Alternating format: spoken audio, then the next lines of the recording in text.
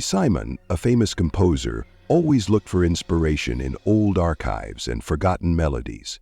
He often visited antique shops, looking for sheet music that could open up new musical horizons for him. One day he came across a tattered sheet of music paper in a shop, hidden between old books.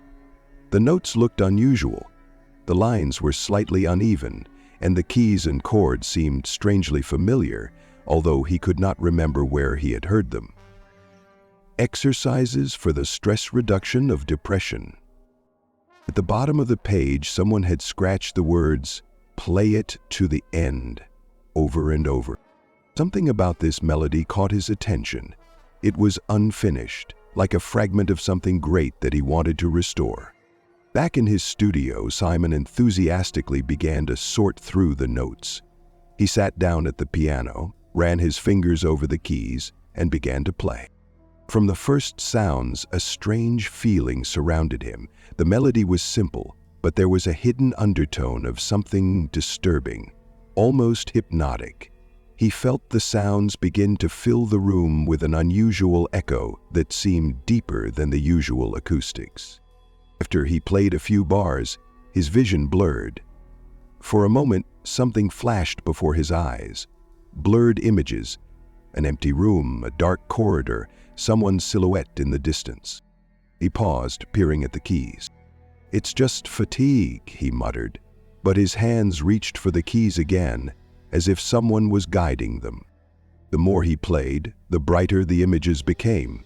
Now he saw gloomy scenes, an old house, a broken mirror, and a face, pale, with empty eyes, looking straight at him. The next day, Simon returned to work on the melody. He decided to finish it, despite the strange sensations it evoked. His professional pride demanded an answer. Where did this melody come from, and why did it seem so familiar? Reacher said, but as soon as he sat down at the piano and put his fingers on the keys, the room was filled with sound.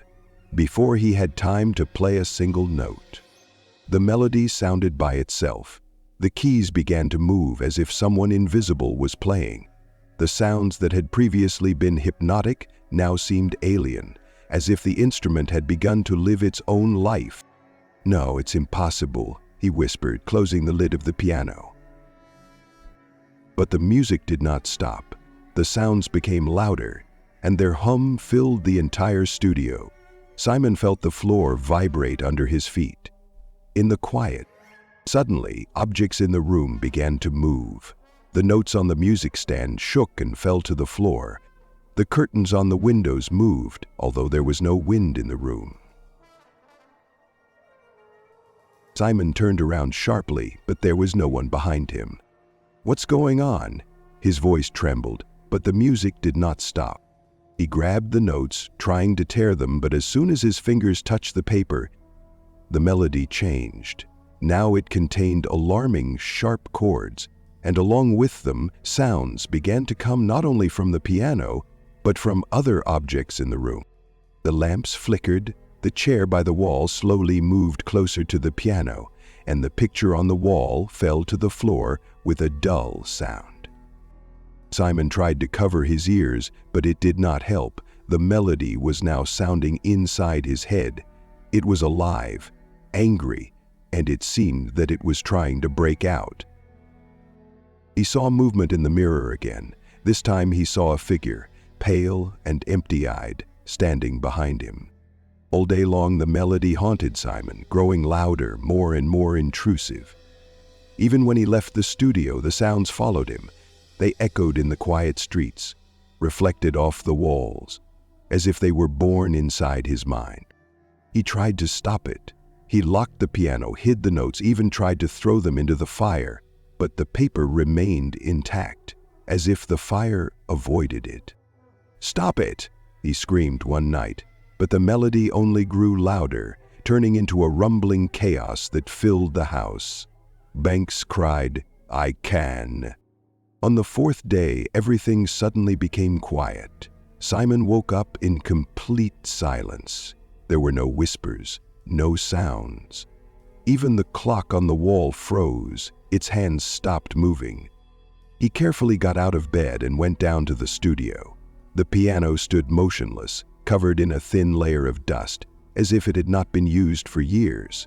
The notes lay curled up in a corner on the floor, but they looked old and worn, as if they were centuries old. "Maybe it was all my imagination," he muttered, hesitantly touching the piano. But as soon as he opened the lid, the room suddenly filled with air saturated with cold. "Oh!" A long, booming chord sounded from the depths of the piano.